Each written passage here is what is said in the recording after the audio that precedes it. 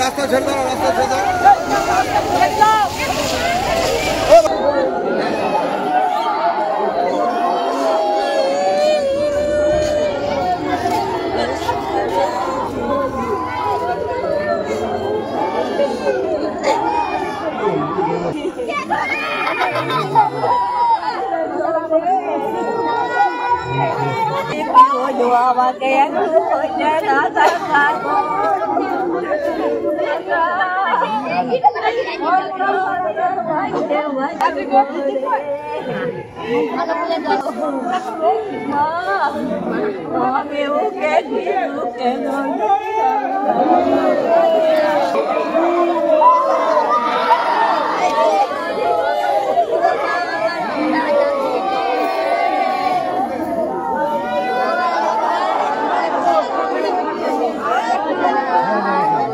কাল 2:30-3টে নাগাদ যে বৃষ্টি বজ্র বিদ্যুৎ সহ বৃষ্টিপাত হচ্ছিল, আর সেই সময় আমাদের ঘরের ছেলে, আমাদের ভাইপো আলোক সেখানে মাঠে গিয়েছিল, কিন্তু সেখানে বজ্রাঘাতে অজ্ঞান হয়ে পড়ে।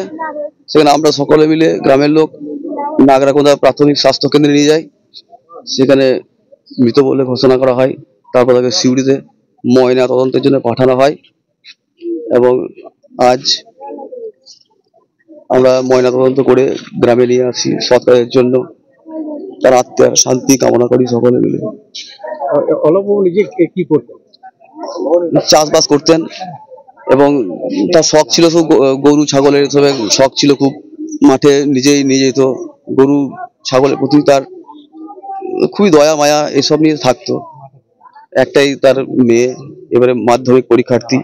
খুবই দুঃখজনক ঘটনা, ভাষায় প্রকাশ। পরিবারে কোনো পুরুষ আছে?